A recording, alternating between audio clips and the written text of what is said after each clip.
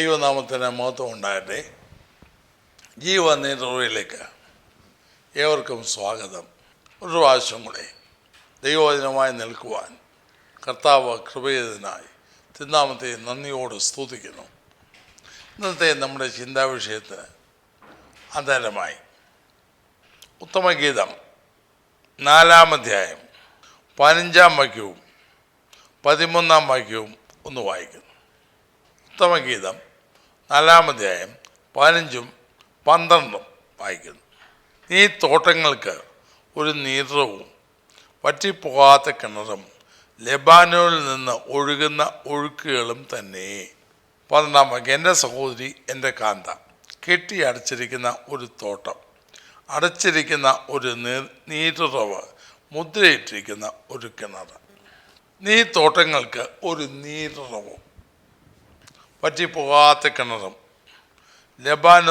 ലെബാനോനിൽ നിന്ന് ഒഴുകുന്ന ഒഴുക്കുകളും തന്നെ. ഇവിടെ ഇന്ന് ഞാൻ പ്രസൻറ്റ് ചെയ്യാൻ ഉദ്ദേശിക്കുന്നത് ഒരു നീരുറവിനെ കുറിച്ചാണ്. പലതരം ഉറവുകളെക്കുറിച്ച് ദൈവത്തിലുണ്ട്, അങ്ങോട്ടൊന്നും കിടക്കുന്നില്ല. ഉത്തമഗീതത്തിൽ പറയുന്നു, നീ തോട്ടങ്ങൾക്കൊരു നീരുറവാണ്. മാത്രമല്ല, എൻ്റെ കാന്ത അടച്ചിരിക്കുന്ന ഒരു നീരുറവാണ്. യെശയ്യാപ്രവചനം 58-ാം അധ്യായം 11-ാം വാക്യത്തിൽ ഇങ്ങനെ കാണാം, നീ നനവുള്ള തോട്ടം പോലെയും വെള്ളം വറ്റിപ്പോകാത്ത നീരുറവ് പോലെയും. 87-ാം സങ്കീർത്തനം 7-ാം വാക്യത്തിൽ എൻ്റെ ഉറവുകളൊക്കെയും നിന്നിലാകുന്നു എന്ന് സംഗീതക്കാരും നൃത്തം ചെയ്യുന്നവരും ഒരുപോലെ പറയും എന്ന് കാണാം. വേറൊരു വാക്യം കൂടെ, യോഹന്നാന്റെ സുവിശേഷം 4-ാം അധ്യായം 14-ാം വാക്യം, ഞാൻ കൊടുക്കുന്ന വെള്ളം കുടിക്കുന്നവനോ ഒരു നാളും ദാഹിക്കുകയില്ല. ഞാൻ കൊടുക്കുന്ന വെള്ളം അവനിൽ നിത്യജീവനിലേക്ക് പൊങ്ങി വരുന്ന നീരുറവായി തീരും എന്ന് ഉത്തരം പറഞ്ഞു. ഉത്തമഗീതത്തിലെ പ്രയോഗങ്ങൾ കർത്താവും സഭയുമായുള്ള ബന്ധത്തിൽ ആലങ്കാരികമായി അവിടെ പറഞ്ഞിരിക്കുന്നത് ഫുള്ളായി വരുമ്പോൾ യേശുക്രിസ്തുവും സഭയുമായുള്ള ബന്ധത്തിലാണല്ലോ. അപ്പോൾ ക്രിസ്തുവിൻ്റെ കാന്ത, ക്രിസ്തുവിൻ്റെ സഭ, ക്രിസ്തുവിനുള്ള ദൈവത്തിൽ ഒരു നീരുറവാണ്. യേശുക്രിസ്തു ശമരിയാസ്ത്രീയോട് സംസാരിക്കുമ്പോഴാണ് പറഞ്ഞത്, ഞാൻ കൊടുക്കുന്ന വെള്ളം അവനിൽ നിത്യജീവനിലേക്ക് പൊങ്ങി വരുന്ന നീരുറവായി തീരും എന്ന് പറഞ്ഞു. അപ്പോൾ നീരുറവയായി തീരും. എന്താണ് ഉറവയുടെ പ്രത്യേകത? ആരും ആഗ്രഹിക്കുന്നതാണ്. ഒരു ഉറവയുടെ അടുക്കൽ ചെന്ന് ഉറവയിൽ നിന്ന് വെള്ളം കുടിക്കുക എന്ന് പറഞ്ഞാൽ ആരും ആഗ്രഹിക്കുന്ന കാര്യം. ആർക്കും അത് ഇഷ്ടക്കേടില്ല, അത്ര നല്ലതാണത്. എല്ലാവരും കാക്ഷിക്കുന്ന തികച്ചും അഭികാമ്യമായ ഒന്നാണത്. എന്നാൽ ഉറവ എങ്ങനെയാണ് ഉണ്ടാകുന്നത്? ഉറവയുടെ പ്രത്യേകത എന്താ? അതിന് പുകഴാൻ എന്തെങ്കിലും ഉണ്ടോ? ഭൂമിയുടെ ദുർബലമായൊരു ഭാഗത്തൂടെ, പാറയുടെ ഇടുക്കിലോ വിടവിലോ ഭൂമിയുടെ ദുർബലമായൊരു ഭാഗത്തുകൂടെയോ ഉള്ളിൽ കെട്ടി നിൽക്കുന്ന ജലം പുറത്ത് വരുന്നതിനെയാണല്ലോ ഉറവയെന്ന് പറയുന്നത്. ചില ഉറവുകൾ സഹസ്രാബ്ദങ്ങളോളം നിൽക്കുന്നു. ചിലത് മഴക്കാലത്ത് വെള്ളം, നമ്മുടെ നാട്ടിലൊക്കെ ഉറവ പൊട്ടിപ്പുറപ്പെടും. കുറേ കഴിയുമ്പോൾ മഴക്കാലത്ത് പൊട്ടിപ്പുറപ്പെടും, കുറച്ച് കഴിയുമ്പോൾ വേനലിനത് വറ്റിപ്പോകും. കാരണം അതിൻ്റെ പിന്നിലുള്ള റിസർവോയറിൻ്റെ ശക്തി കഴിവ് പോലിരിക്കും, അല്ലെങ്കിൽ അതിൻ്റെ വലിപ്പം പോലിരിക്കും, അതിൽ ഉൾക്കൊള്ളുന്ന ജലം പോലിരിക്കും ഉറവയിൽ നിന്ന് പുറത്തു വരുന്നത്. അപ്പോൾ ഉറവയ്ക്ക് പ്രശംസിക്കാനൊന്നുമില്ല, അതിന് പോരാനൊന്നുമില്ല. കാരണം ഒരു ദുർബലമായ ഭാഗത്തൂടാണ് വെള്ളം വരുന്നത്. തികച്ചും നല്ല ഉറപ്പായ സ്ട്രോങ് ഭാഗത്തൊന്നും അതിലൂടൊന്നും വെള്ളം വരത്തില്ല. അപ്പോൾ ഭൂമിയുടെ ഏതെങ്കിലും ഒരു വിടവിൽ കൂടെ, അല്ലെങ്കിൽ പാറയുടെ ഒരു ഇടുക്കിൽ വിള്ളലിൽ കൂടെ ആണ് ഉള്ളിൽ തങ്ങി നിൽക്കുന്ന വെള്ളം പുറത്തു വരുന്നത്. അപ്പോൾ ഞാൻ പറഞ്ഞത്, അതിനെ സംബന്ധിച്ചിടത്തോളം വെള്ളം വരുന്നെന്നുള്ള വസ്തുതയാണ്. പക്ഷേ അതിനെ പ്രശംസിക്കാൻ ഒന്നുമില്ല. ഞാൻ ദുർബലമായതാണ്, അല്ലെങ്കിൽ വെള്ളത്തിൻ്റെ കവാടം, ഞാൻ ഉദ്ദേശിക്കുന്നത് ഉള്ളിൽ തങ്ങി നിൽക്കുന്ന വെള്ളത്തിൻ്റെ പുറത്തേക്കുള്ള കവാടം ഭൂമിയുടെ ദുർബലമായ ഭാഗമാണ്. അങ്ങനെ വരുമ്പോൾ, ദൈവവചനവുമായുള്ള ബന്ധത്തിൽ വരുമ്പോൾ അവന് പ്രശംസിക്കാൻ ഒന്നുമില്ല. ഞാൻ ഒന്നുമില്ലാത്ത, ഏതുമില്ലാത്ത, ഒന്നിനും കൊള്ളാത്ത എന്നെ കർത്താവ് എടുത്തപ്പോൾ, അവൻ്റെ ജീവിതം ഇതിൽ കൂടെ ഒഴുകാൻ തുടങ്ങിയപ്പോൾ, അതാണ് എന്നെ വിശേഷിപ്പിക്കുന്നത്. ഈ ബോധ്യം ഇന്ന് നല്ലൊരു ശതമാനം ആളുകൾക്കുമില്ല. അത് അവരുടെ ക്രിസ്ത്യ ജീവിതത്തെ പ്രതികൂലമായി ബാധിക്കുന്നു. ഒന്നുകൂടെ ഞാൻ കർത്താവ് പറഞ്ഞ വാക്യം വായിക്കാം. ഞാൻ കൊടുക്കുന്ന വെള്ളം അവനിൽ നിത്യജീവങ്കിലേക്ക് പൊങ്ങി വരുന്ന നീർ ഉറവയായി തീരും. നിത്യജീവങ്കിലേക്ക് പൊങ്ങി വരുന്ന, അവിടെ അത് വറ്റിപ്പോകുന്നല്ല, അവിടെ അനുസൃതമായി, മറ്റു വാക്കിൽ പറഞ്ഞാൽ എന്നോട് ചേർന്നിരുന്നാൽ, അതേ കർത്താവാണ് യോഹന്നാൻ 10-ാം അധ്യായത്തിൽ പറഞ്ഞത്, അവർക്ക് ജീവനുണ്ടാകാനും സമൃദ്ധിയായ ജീവനുണ്ടാകാനും ഞാൻ വന്നു. അപ്പോൾ അതും ഇതും കൂടെ ചേർത്ത് മാത്രമല്ല, 7-ാം അധ്യായത്തിൽ പറഞ്ഞു, എന്നിൽ വിശ്വസിക്കുന്ന ഉള്ളിൽ നിന്നും ജീവജലത്തിന് നദികൾ ഒഴുകും. അപ്പോൾ ഈ ഉറവ നിലനിൽക്കുന്നത് അതിൻ്റെ പിന്നിൽ ഉള്ള ജലാശയമോ അല്ലെങ്കിൽ പിന്നിൽ ഉള്ള ഈ ഭൂമിയിൽ എന്തുമാത്രം ജലമുണ്ടോ അതിനനുസരിച്ച് ഉറവിൽ കൂടെ വന്നുകൊണ്ടിരിക്കും. യെശയ്യാപ്രവചനം 58-ാം അധ്യായത്തിലാണല്ലോ പറഞ്ഞേ, വെള്ളം വറ്റിപ്പോകാത്ത, ഒരിക്കലും വറ്റാത്ത നീരുറവ. അപ്പോൾ ഒരു ദൈവ പൈതൽ, ഒരു കർത്താവിനെ കണ്ടെത്തിയ ഒരു വിശ്വാസിക്ക് നേരിട്ടായിട്ടത് പറയുന്നു. അങ്ങനെ വരുമ്പോൾ ആ വ്യക്തി ദൈവത്തിൻ്റെ ജീവജലത്തിൻ്റെ ഉറവയാണ്. അത് അവനിൽ കൂടെ ഒഴുകിക്കൊണ്ടിരിക്കുക. സ്തോത്രം. അപ്പോൾ ആ ഉറവയുടെ പ്രത്യേകത എന്താ? ഇനി പറഞ്ഞല്ലോ, തികച്ചും ബലഹീനമായ ഭാഗത്തോടൊക്കെയാണ് ആ ഉറവയ്ക്ക് അതിൽ കൂടെ വെള്ളം ഒഴുകുന്ന കാലം മാത്രമേ എന്തെങ്കിലും ഉറവ ഒഴുകിക്കൊണ്ടിരുന്നിട്ട് കുറേ കഴിഞ്ഞപ്പം വറ്റിപ്പോയി. ആരും അങ്ങോട്ട് തിരിഞ്ഞു നോക്കുകയില്ല, ആരും. കാരണം അവിടെ ചെന്നാൽ ഒന്നും കിട്ടാനില്ല. അല്പമെങ്കിലും വെള്ളം അതിലെ കൂടെ ഒഴുകുമെങ്കിൽ അതിനെ സമീപിച്ച ആളുകൾ ദാഹം തീർക്കും. അപ്പോൾ എന്താണ് ഉറവയുടെ പ്രത്യേകത? നീരുറവായി തീരും എന്ന് കർത്താവ് പറയുമ്പോൾ നീരുറവയ്ക്ക് എന്തെങ്കിലും പ്രത്യേകതയുണ്ടോ? ഒന്ന്, അതിൽ തന്നെ ഒന്നും പ്രശംസിപ്പാനില്ല എന്നുള്ളത് സത്യം. എന്നാൽ ഉറവയിൽ കൂടെ വെള്ളമൊഴുകുമ്പോൾ എങ്ങനെയാണത്? കർത്താവ് അതിൽ നിന്ന് ഒരു 6-7 കാര്യങ്ങൾ പെട്ടെന്ന് ആ ബന്ധത്തിൽ പറഞ്ഞ് ഞാൻ അവസാനിപ്പിക്കും. ഒന്ന്, ഉറവയിൽ നിന്ന് വെള്ളം വരുന്നത് കണ്ടവർക്കറിയാം, ഉറവ കണ്ടിട്ടുള്ളവർക്കറിയാം. ഒരിക്കലും താഴോട്ടല്ല പോവുക, അത് പൊങ്ങി വരിക. കർത്താവ് അതാ പറഞ്ഞേ, നിത്യജീവങ്കിലേക്ക് പൊങ്ങി വരുന്ന ബബിൾസ് ഔട്ട്. അത് ബബിൾ ചെയ്തുകൊണ്ടിരിക്കും, പൊങ്ങി വന്നുകൊണ്ടിരിക്കും. അപ്പോൾ അവനിൽ നിന്ന് ജീവജലം കുടിച്ച വ്യക്തിയിൽ അത് പൊങ്ങി വന്നുകൊണ്ടിരിക്കും. ജീവജലത്തിൻ്റെ വറ്റിപ്പോകുന്ന അനുഭവമല്ല, പൊങ്ങി വന്നുകൊണ്ടിരിക്കും. എപ്പോഴും പൊങ്ങി വരുന്ന ഏത് ഉറവയിൽ ചെന്ന് നോക്കിയാലും നമുക്ക് കാണാം.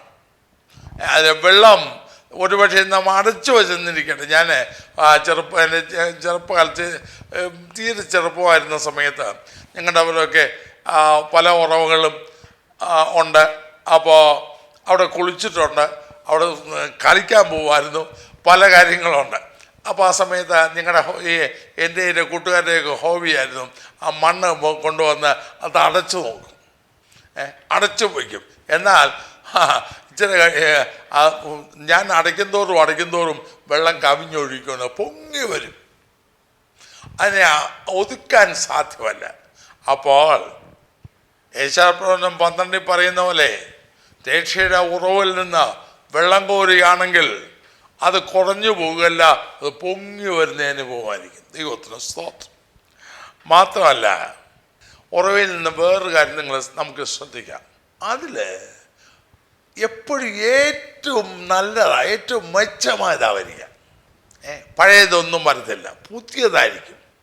പുതിയ നവമാർന്നത് ഏറ്റവും നല്ലതാ ഉറവയിൽ നിന്ന് വരിക. അത് ശ്രദ്ധിച്ചാൽ നമുക്കറിയാം. അപ്പോൾ നീ തോട്ടങ്ങൾക്കൊരു നിർവ്വഹമാണെങ്കിൽ, തോട്ടം എന്ന് പറയണമെങ്കിൽ ഒന്നുമില്ലാത്തതിന് മരുഭൂമി എന്നാണ് പറയുക. അപ്പോൾ തോട്ടം എന്ന് പറയുമ്പോൾ വൃക്ഷങ്ങളുള്ള ഒരു സ്ഥലമാണ്. വൃക്ഷങ്ങളുടെ കൂട്ടമാണല്ലോ തോട്ടം. അപ്പോൾ തോട്ടത്തിൽ ഒരു നീരുറവാണെന്ന് പറയണമെങ്കിൽ ആ നീരുറവ എന്തിപ്പോഴും നല്ലത് മാത്രം നല്ലത് മാത്രം പുറപ്പെടുവിക്കുന്നതായിരിക്കണം. ദൈവവൈതലിനെ ഒരു നീരുറവിനോട് സാമ്യപ്പെടുത്തി പറയുമ്പോൾ ആ വ്യക്തിയിൽ നിന്ന് പഴകിത്തുരുമ്പിച്ചതും ദ്രവിച്ചതും അല്ല വരേണ്ടത്, നാറുന്നും അല്ല വരേണ്ടത്. പിന്നെയോ അവൻ ജീവജലത്തിൻ്റെ ഉറവയായ കർത്താവിനോട് ചേർന്നിരിക്കുന്ന വ്യക്തിയിൽ നിന്ന് എപ്പോഴും പുതിയത്, എപ്പോഴും നല്ലത്. ശ്രദ്ധിച്ചാൽ അറിയാമല്ലോ, ഉറവയുടെ അടുക്കൽ ചെന്ന് നിൽക്കുമ്പോൾ ഒഴുകിക്കൊണ്ടിരിക്കുക. അവിടുന്ന് ആ വിടവൽ കൂടെ ഒഴുകിക്കൊണ്ടിരിക്കുകയാണ് വെള്ളം. ഒഴുകിക്കൊണ്ടിരിക്കുന്നത് പുതിയത് നല്ലതാ ഇങ്ങോട്ട് വന്നുകൊണ്ടിരിക്കുന്നു. സ്തോത്രം. ഇത് ദൈവബലം ബാധകമാണ്, നമുക്ക് ഓരോരുത്തർക്കും ബാധകമാണ്. നാം യേശുവിനെ കൊണ്ട് നടക്കുന്നു. ജീവജലത്തിൻ്റെ ഇടയ്ക്ക് പറഞ്ഞോട്ടെ, അക്ഷീക സാലിനെ കുറിച്ച് യെരമ്യാപ്രവചനത്തിൽ ഇങ്ങനെ എഴുതിയിട്ടുണ്ട്: എൻ്റെ ജനൻ 2 ദോഷം ചെയ്തു. അവർ ജീവജലത്തിൻ്റെ ഉറവയായി എന്നെ ഉപേക്ഷിച്ച് തങ്ങൾക്ക് പൊട്ടക്കിണറുകളെ തന്നെ കുഴിച്ചിരിക്കുന്നു. അപ്പോൾ ജീവജലത്തിൻ്റെ ഉറവയിൽ നിന്ന് കുടിച്ചേ. എന്നെ വളരെ സന്തോഷിപ്പിക്കുന്ന ഒരു പാട്ടുണ്ട്: സ്വർഗ സന്തോഷത്തിന് ഉറവയിൽ നിന്നും നിത്യവും പാനം ചെയ്ത് ആനന്ദിപ്പതിനായി അവൻ നമ്മിലും നാം അവനിലുമായതാം നിസ്തുല ബന്ധത്തിനായി സ്തുതിക്കാം. സ്വർഗ സന്തോഷത്തിൻ്റെ ഉറവയിൽ നിന്ന്, ജീവൻ്റെ കർത്താവായ യേശു തന്ന വെള്ളം കുടിച്ച ഞാൻ എന്നിൽ നിന്ന്, അല്ലെങ്കിൽ ആ സ്രോതസ്സിനോട്, ജീവൻ്റെ റിസർവോയറിനോട് ഞാൻ ബന്ധിക്കപ്പെട്ടപ്പോൾ, ഒന്നുമില്ലാത്ത, കഥയില്ലാത്ത, ഏതുമല്ലാത്ത ഞാൻ അതിനോട് ബന്ധിച്ചപ്പോൾ പിന്നെ എന്നിൽ കൂടെ ഒഴുകുന്നത് ഏറ്റവും നല്ലതായിരിക്കണം, ഏറ്റവും നല്ലത്. മാത്രമല്ല, മൂന്നാമത് വേറെ ഒരു കാര്യം പറയാം. ഉറവയുടെ അടുത്ത് പോയിട്ടുള്ളവർക്കറിയാം, എപ്പോഴും അത് തെളിഞ്ഞതായിരിക്കും. അത് ഉറവയുടെ നിന്ന് ഇങ്ങോട്ട് വരുന്ന വെള്ളം തെളിഞ്ഞത് മാത്രമേ വരത്തുള്ളൂ. ക്ലിയർ, തെളിഞ്ഞ വെള്ളം. അപ്പോൾ ദൈവവിശ്വാസിയിൽ നിന്ന് എപ്പോഴും തെളിമയുള്ളത്, നല്ലത്, ഉത്തമമായത് വരണമെന്ന് കാണിക്കുന്നു. ദൈവത്തിന് സ്തോത്രം. അത് മാത്രമല്ല, വേറൊരു പ്രത്യേകത ഉണ്ട്. ഓരോ ഉറവയ്ക്ക് അത് തിരിച്ചെടുക്കുകയല്ല, തന്നത് ഒരിക്കലും അത് തിരിച്ചെടുക്കത്തില്ല. ഞാനിങ്ങനെ പറയാറുണ്ട്: it never takes in but gives out. അതൊരിക്കലും തിരിച്ചെടുക്കുന്നില്ല, കൊടുത്തുകൊണ്ടിരിക്കുക, ഒഴുകിക്കൊണ്ടിരിക്കുക. വാസ്തവത്തിൽ ദൈവത്തിലെ സമാധാനകർത്താവ് പറഞ്ഞ്, എന്നിൽ വിശ്വസിക്കുന്ന ഉള്ളിൽ നിന്നും തിരുവെടുത്ത് പറയുന്നത് പോലെ ജീവജലത്തിൻ്റെ നദികൾ ഒഴുകും. യോഹന്നാൻ 7-ാം അധ്യായത്തിൽ അങ്ങനെ പറഞ്ഞെങ്കിൽ 4-ാം അധ്യായത്തിൽ പറയുന്നു പൊങ്ങി വരും. ഒരിക്കലും തിരിച്ചെടുക്കുന്നില്ല, അത് കൊടുത്തുകൊണ്ടിരിക്കുക. സമൂഹത്തിൽ കർത്താവായ യേശുവിനെ കൊടുക്കാനാണ്, യേശു ക്രിസ്തുവിനെ ലോകത്തിന് കൊടുക്കാനാണ് എന്നെയും നിങ്ങളെയും തിരഞ്ഞെടുത്തത്. പക്ഷേ നമ്മിൽ നിന്ന് ഏറ്റവും നല്ലത് വരുന്നുണ്ടോ? നമ്മിൽ നിന്ന് തെളിമയാർന്നത് മാത്രം വരുന്നുണ്ടോ? അത് മാത്രമല്ല, നമ്മിൽ നിന്ന് ഇങ്ങനെ തിരിച്ചെടുക്കാതെ ഒഴുകിക്കൊണ്ടിരിക്കുന്നു. ശാന്തമായെന്ന് ധ്യാനിക്കുമ്പോഴാണ് എൻ്റെ ഗൗരവം മനസ്സിലാകുന്നത്. മാത്രമല്ല, വേറൊരു പ്രത്യേകതയുണ്ട്. ഉറവയെന്ന് പറയുമ്പോൾ 2 ദിവസം ഒഴുകി, അത് കഴിഞ്ഞ് 5 ദിവസവും ഇല്ല. നമ്മുടെ നാട്ടിലെ പലയിടത്തെയും ടാപ്പിൻ്റെ കൂട്ട് ഒരു സമയത്ത് സർക്കാരിൻ്റെ ജലവിതരണ സമ്പ്രദായത്തെ പോലെ എൻ്റെ വീട്ടിലും പൈപ്പ് കണക്ഷൻ ഉണ്ടായിരുന്നു. മഴക്കാലത്ത് വെള്ളം കിട്ടും, വേനൽക്കാലത്തില്ല. അവസാനം അവർക്ക് കാശും കൊടുക്കണം. അവസാനം ഞാനത് കട്ട് ചെയ്തു. യാതൊരു ഗുണവുമില്ല. എന്നാൽ ഒരു യഥാർത്ഥ ഉറവയിൽ അതല്ല, സ്പോണ്ടേനിയസ. ഉള്ളിൽ റിസർവോയറിൽ എത്രത്തോളം വെള്ളമുണ്ടോ ആ വെള്ളം തുടർച്ചയായി അനുസ്യൂതമായി ഒഴുകുക, രാവും പകലും ഇങ്ങനെ ഒഴുകുക. കർത്താവ് പറഞ്ഞ ജലത്തിന് നദികൾ ഒഴുകുമെന്ന് പറഞ്ഞല്ലോ. ഉപവാസ പ്രാർത്ഥന വെക്കുമ്പോൾ മാത്രമല്ല, കാത്തിരിപ്പിയോഗത്തിന് മാത്രമല്ല, വല്ലപ്പോഴും ഒരിക്കലും ഒഴുകുന്നതല്ല, അതങ്ങനെ ഒഴുകുക. നീരുറവ് തുടർച്ചയായിട്ട് ഒഴുകുകയാണ്. തെളിഞ്ഞത് മാത്രം, ഏറ്റവും നല്ലത് മാത്രം ഒഴുകുക. അപ്പോൾ നീ തോട്ടങ്ങൾക്കൊരു നിറവും നമ്മോട് കർത്താവ് പറയണമെങ്കിൽ അത് നമ്മുടെ ജീവിതത്തിൽ കാണണം. ആ പഴയ നിയമത്തിൽ തന്നെ ചില ഭാഗത്ത് കാണാം, നീരുറവുകളെ നികത്തിക്കളഞ്ഞു, കല്ലിട്ട് നികത്തിക്കളഞ്ഞ സംഭവങ്ങൾ വേദപുസ്തകത്തിൽ പറയുന്നുണ്ട്. അതുപോലെ കല്ലും മണ്ണും കൊണ്ടിട്ട്, വേസ്റ്റ് കൊണ്ടിട്ട് അതിൻ്റെ ഒഴുക്ക് തടസ്സപ്പെടുത്തി ഒന്നിനും കൊള്ളാതാക്കുന്ന പ്രവണതയല്ലേ ഇന്ന് ദൈവത്തിൻ്റെ മധ്യേ നടക്കുന്നത്. അത് മാത്രമല്ല, വേറൊരു സ്വഭാവം കൊണ്ട് പറയാം, നീരുറവ അതിനോട് അടുത്ത് വരുന്ന ഒരു അങ്ങേറ്റം മുഷിഞ്ഞ ഒരു വസ്ത്രം കൊണ്ടിട്ടിരുന്നിരിക്കട്ടെ, അല്ലെങ്കിൽ നമ്മുടെ കാലിലെ ചെളിയോ വല്ലതൊക്കെ പറ്റി ഉറവയിൽ ചെന്ന് നിന്നാൽ അതിങ്ങനെ അതിലെ ഒഴുക്ക് ഒന്നിനൊന്നിനൊന്ന് അത് മലിനമായതിനെ എല്ലാം അത് പ്യൂരിഫൈ ചെയ്തുകൊണ്ട് ശുദ്ധീകരിച്ചുകൊണ്ടിരിക്കും. എപ്പോഴും അവിടെ കുത്തിക്കലക്കിയാലും ഇച്ചിരി കഴിയുമ്പം അത് തെളിയുന്നതാണ്. കാരണം മലിനമായി എല്ലാത്തിനെയും അകറ്റാൻ പ്രാപ്തമായ ഒഴുക്കായത്. അവിടെ ശുദ്ധമായത് മാത്രം വ്യാപരിക്കുന്നു.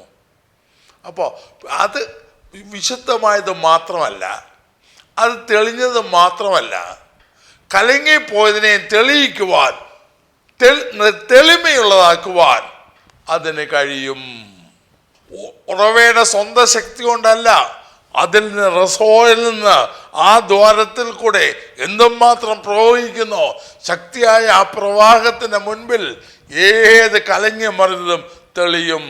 ഞാൻ എന്ന് പറയട്ടെ, ജീവജലത്തിൻ്റെ വാഹകരായി നാം നിലകൊള്ളുമ്പോൾ, അല്ലെങ്കിൽ കർത്താവ് പറഞ്ഞ പോലെ നിത്യജീവനിലേക്ക് പൊങ്ങി വരുന്ന നീരുറവയായി ദൈവപൈതൽ നിലകൊള്ളുമ്പോൾ തീർച്ചയായിട്ടും കലങ്ങി മറിഞ്ഞവരെ, തകർന്ന അനേക ജീവിതങ്ങളെ നിർമ്മലീകരിപ്പാൻ നമ്മെ കർത്താവ് ഉപയോഗിക്കും. നാം അവനോട് ചേർന്നിരിക്കണം. വേസ്റ്റ് എല്ലാം കൊണ്ടിട്ട് അത് മലിനമാകരുത്. എത്ര വേസ്റ്റ് കൊണ്ട് ഉറവയുടെ അടുത്തിട്ട് ഇട്ടാലും ഉറവയിലെ പ്രവാഹം ശക്തമെങ്കിൽ വേസ്റ്റിനെ എല്ലാം അടിച്ചു മാറ്റും, അത് പ്യൂരിഫൈ ചെയ്യും. മാത്രമല്ല, ഒരു കാര്യം കൂടെ പറഞ്ഞോട്ടെ, അത് വാസ്തവം പറഞ്ഞാൽ ക്ഷീണിച്ച് തളർന്ന് ആവശ്യരായിട്ടൊരു ഉറവയുടെ അടുത്ത് ചെന്നു അതിൽ നിന്ന് കുടിക്കുകയും മുഖം കഴുകുകയും ഒക്കെ ചെയ്യുമ്പോൾ എന്തുന്മേഷമാണ് അതൊന്നറിയാമോ? എന്തുന്മേഷമാണ്! കൃത്രിമ ടാപ്പിൽ നിന്ന് അത് കിട്ടത്തില്ല.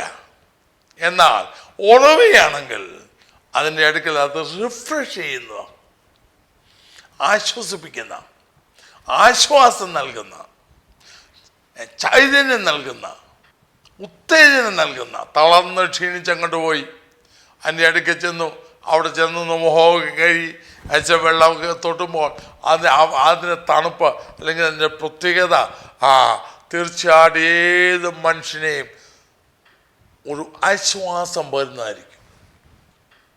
അങ്ങനെയെങ്കിൽ ഒരു ഉറവയ്ക്ക് ഇങ്ങനാണെങ്കിൽ, ഇത് വിശ്വാസിയോട് ചേർത്ത് പറയുമ്പോൾ നാം എങ്ങനെയായിരിക്കണം ലോകത്തിൽ? സജീവമായ ചിന്തയ്ക്ക് പാത്രമാകട്ടെ. വളരെ കഠിനമായ കാര്യമല്ല എന്നീ പറയുന്നത്. എന്നാൽ നീ തോട്ടങ്ങൾക്ക് ഒരു നീരുറവയാണെന്ന് പറഞ്ഞാൽ, ദൈവത്തിൻ്റെ ഉറവയായി നാം ജീവിച്ചാൽ, പറഞ്ഞല്ലോ ഉറവയ്ക്ക്, ഒന്നുകൂടെ ഞാൻ പറയുന്നു, ഈ ഉറവയ്ക്ക് അതിലൊരു പ്രത്യേകതയുമില്ല, അതൊരു വിടവ് മാത്രമാണ്.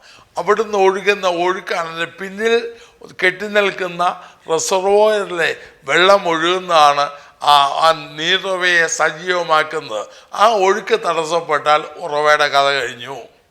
അപ്പോൾ അതിൽ കൂടെ ഇങ്ങനെ ഒഴുകാൻ തുടങ്ങിയാൽ അനുസ്യൂതമായി അപ്പുറത്തുള്ള റിസർവോയർ അത്ര വറ്റാത്തതാണെങ്കിൽ, ഒരിക്കലും കുറയാത്തതാണെങ്കിൽ ഒഴുക്കിനും കുറവുണ്ടാകത്തില്ല, പ്രവാഹത്തിനും കുറവുണ്ടാകത്തില്ല. ഒരു നദിയല്ല, അനേക നദികൾ ഒഴുകുന്ന, പല നദികൾ ഒഴുകുന്ന വൻ പ്രവാഹമായി അത് മാറും. അതിനോട് അടുക്കുമ്പോൾ ഏത് ചൂടുള്ള ഹൃദയത്തിനും ഏത് തപ്തമായ ജീവിതത്തിനും ആശ്വാസം വരുന്ന, തണുപ്പിക്കുന്ന, അവരെ ഉത്തേജിപ്പിക്കുന്നതായി അത് തീരും നമ്മുടെ ജീവിതത്തിൽ. ഞാനിപ്പോൾ 7 കാര്യങ്ങൾ പറഞ്ഞു. 1, ഉറവ പൊങ്ങി വരുന്നു. 2, ഏറ്റവും നല്ലത് കൊടുക്കുന്നു. 3, തെളിമയുള്ളതായിരിക്കുന്നു. 4, ഒരിക്കലും ഇങ്ങോട്ട് സ്വീകരിക്കാതെ കൊടുത്തുകൊണ്ടേയിരിക്കുന്നു. 5, അതനുസൃതമാണ്, ഇടതടവില്ലാതെ ഒഴുകുന്നു. റിസർവോയറിൽ വെള്ളമുള്ളിടത്തോളം കാലം അത് ഒഴുകിക്കൊണ്ടേയിരിക്കും. മാത്രമല്ല, അതിനോട് അടുക്കുന്നതിനെ അത് നിർമ്മലീകരിക്കും. അത് സ്വയം നിർമ്മലമാണ്, അടുക്കുന്ന എല്ലാത്തിനെയും അത് നിർമ്മലീകരിക്കും. മാത്രമല്ല, ആശ്വാസം പകരുന്ന, ചൈതന്യം പോരുന്ന, റിഫ്രഷ് ചെയ്യുന്ന ആണ് ഉറവ. നോക്കണേ, ഒരു ബലമില്ലാത്തൊരു വിടവിൽ കൂടെ ഉള്ളിലുള്ള തിങ്ങി നിൽക്കുന്ന വെള്ളം ഒഴുകി വരുമ്പോൾ ഇതാണ് അനുഭവമെങ്കിൽ, ദൈവപൈതൽ കർത്താവിനോട് ചേർന്നിരിക്കുന്നവൻ നിന്ന് ദൈവത്തിൻ്റെ ഒഴുക്ക്, അവൻ്റെ കവിഞ്ഞൊഴുക്ക്, അവൻ്റെ അത്യന്തമായ ശക്തിയുടെ ജീവജലത്തിൻ്റെ സമൃദ്ധിയായ ജീവൻ്റെ പ്രവാഹം ദൈവപൈതൽ കൂടെ ഒഴുകുമ്പോൾ എത്ര വലിയ മാറ്റം അതുണ്ടാക്കും. ഒരു സമൂഹത്തിന് ഒരു ഉറവയൊരു സ്ഥലത്തുണ്ടെങ്കിൽ, എൻ്റെ ജീവിതത്തിൽ ഒരു ഭാഗ്യം ലഭിച്ചു. സന്ദർഭവശാൽ പറയട്ടെ, വിശുദ്ധ നാട് കാണാൻ ഒരു ഭാഗ്യം കർത്താവ് എനിക്ക് ദൈവം ഒരുക്കിയതാണ്. ഞാൻ കാശ് കൊടുത്ത് പോകാനും വിചാരിച്ചാൽ നടക്കില്ലായിരുന്നു. അന്ന് ദൈവം എന്നെ കൊണ്ടുപോയി, അതൊരു മുഖാന്തരം കർത്താവ് ഒരുക്കി. അപ്പോൾ ഞാൻ എരിഹോവിൽ ചെന്നോണ്ട് എലീശയുടെ ഉറവ, എലീശ ശുദ്ധമാക്കിയ ഉറവയെ കണ്ടു. ഇങ്ങനെ ഒഴുകിക്കൊണ്ടിരിക്കുക, ഇടതടവില്ലാതെ. ഇപ്പോൾ എത്ര വർഷമായി ഒഴുകിക്കൊണ്ടിരിക്കുക. അതുപോലെ തന്നെ ശമരിയാശ്രീ സുഖാറിലെ കിണറും ചെന്ന് കണ്ടു. അതുപോലെ തന്നെ അതിനകത്തൊന്ന് കോരുന്ന വെള്ളം എത്ര തെളിമയുള്ളത്. പ്രിയമുള്ളവരെ, ഇങ്ങനെയെങ്കിൽ ലോകത്തിലിങ്ങനെയാണെങ്കിൽ കർത്താവായ യേശുവിനോട് ചേർന്നിരിക്കുന്ന, ദൈവത്തോടടുത്തിരിക്കാൻ വിശ്വാസിയിൽ നിന്ന് എപ്പോഴും അങ്ങോട്ട് താണു പോകുന്നതല്ല, സന്തോഷത്തിൻ്റെ, ക്രിസ്തീയ സ്വർഗ സന്തോഷത്തിൻ്റെ ഉറവയായി ദൈവത്തിനെ നദിയിൽ നിന്ന് കുടിച്ച് നല്ലത് മാത്രം പുറപ്പെടുവിച്ച് തെളിമയാർന്ന ജീവിതമുള്ളവരായി, ഇങ്ങോട്ടെടുക്കാൻ നോക്കാതെ സൗജന്യമായത് ഒഴുകുന്ന അനുശ്രുത പ്രവാഹമാകുന്ന, മറ്റുള്ള നിർമ്മലീകരിക്കുക, അതിനോട് അടുക്കുന്ന എല്ലാത്തിനെയും അത് നിർമ്മലീകരിക്കുന്ന പോലെ നിർമ്മലീകരിക്കുന്ന, ആശ്വാസം പകരുന്ന ജീവിതം എത്ര ഭാഗ്യകരമാണ്. ദൈവമായ കർത്താവ് അപ്രകാരം ഒരു ഉറവയാകുവാൻ നമ്മെ സഹായിക്കട്ടെ, അത് നമ്മെ ഉപയോഗിക്കട്ടെ. ജീവജലം പൗലോസിനെ എടുത്തപ്പോൾ പൗലോസിൽ കൂടി എത്ര ആയിരം പേർ, എത്ര കോടി പേർക്ക്, എത്ര തലമുറകൾക്ക് ഇന്നും ആ ഒഴുക്ക് തുടർന്നുണ്ടല്ലോ.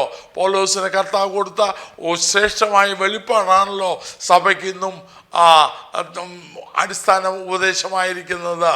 അപ്പോൾ അതുപോലെ എത്ര ഉറവുകൾ കാലാകാലങ്ങളായി ദൈവം ഓരോ ഉറവുകളെ, ഓരോ ബലഹീന മനുഷ്യ എഴുന്നേൽപ്പിച്ച് അവൻ്റെ പ്രവാഹം അതിൽ കൂടെ പകർന്നപ്പോൾ അത് എത്ര വലിയ മാറ്റം സമൂഹത്തിൽ വരുത്തി. അതുപോലെ ദൈവത്തിൻ്റെ ഉറവയായി എൻ്റെ ഉറവുകൾ നിന്നിൽ നിന്നാണെന്ന് പറയത്തക്ക രീതിയിൽ വിശുദ്ധമായത്, ഉത്തമമായത്, ശ്രേഷ്ഠമായത് നമ്മിൽ നിന്ന് പുറപ്പെട്ട അനേകർക്ക് ആശ്വാസം പകരുന്നതായി നമ്മുടെ ജീവിതം മാറട്ടെ. ദൈവമായ കർത്താവ് അത് നമ്മെ സഹായിക്കട്ടെ. പ്രാർത്ഥിക്കാം. കർത്താവേ, സ്നേഹവനായ സ്വർഗ്ഗപിതാവേ, നല്ല സമയത്തിനായ സ്തോത്രം. നാഥ, ഞാൻ കൊടുക്കുന്ന വെള്ളം അവന് നിത്യമെങ്കിലേക്ക് പൊങ്ങി വരുന്ന നീരുറവായി തീരുമെന്ന് അങ്ങ് പറഞ്ഞിരിക്കുകയും ഒരു നീരുറവയിൽ നിന്ന് എങ്ങനെയുള്ളതാണ് പുറപ്പെടുന്നത് ചിന്തിപ്പാൻ അവിടുന്ന് ഇവരെ സഹായിച്ചതിനായി സ്തോത്രം. നാഥ, അത് ആഴമായി ചിന്തിപ്പാനും അത് ഈ അനുഭവത്തിൽ വരുവാനും ഞങ്ങളുടെ ജീവിതം അനേകർക്ക് ആശ്വാസങ്ങളായി തീരുവാനും കർത്താവ് സഹായിക്കണമേ. യേശു ക്രിസ്തുവിന്റെ നാമത്തിൽ പിതാവേ, ആമേൻ. ഈ വീഡിയോ നിങ്ങൾക്ക് പ്രയോജനമായെങ്കിൽ ദയവായി മറ്റുള്ളവർക്കും ഇത് പങ്കുവയ്ക്കുക. ഞങ്ങൾക്കായി പ്രാർത്ഥിക്കുക. ദൈവമായ കർത്താവ് ഏവരെയും അനുഗ്രഹിക്കുമാറാകട്ടെ.